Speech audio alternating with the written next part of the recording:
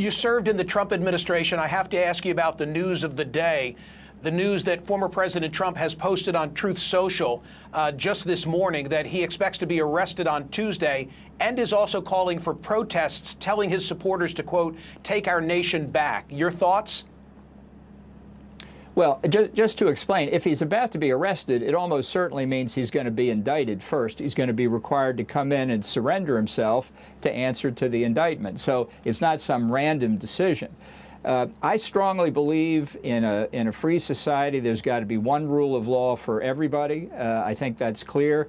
I don't know how you make that judgment when you're talking about a case involving somebody paying hush money to a prostitute or a stripper. I only know one person who's ever done that. I worked for him. It's a kind of strange situation. But I'll say this.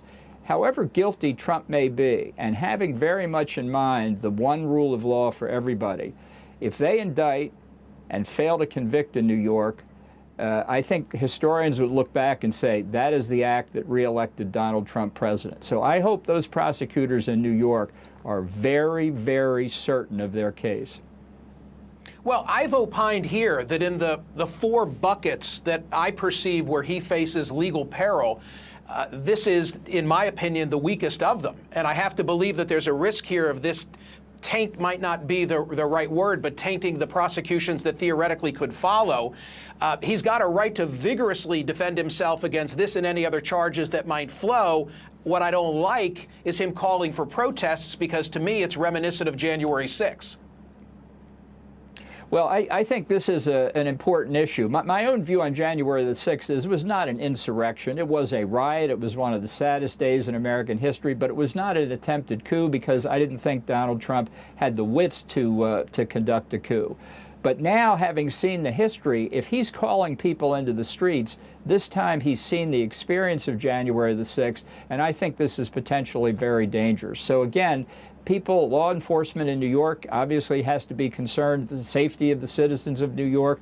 But if something happens in this that allows Trump to make it into a campaign issue, it's going to be very serious. I know this must be galling to many people, but keep your eye on the ball is what I'd say. If you don't want Donald Trump to be elected president again, for God's sakes, be careful how you act.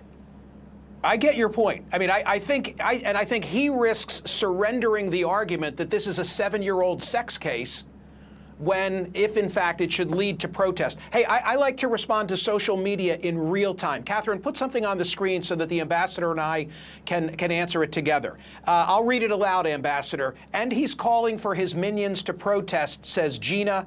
He was careful with his wording this time. He'll be out before his fingerprint ink can dry. Your thought?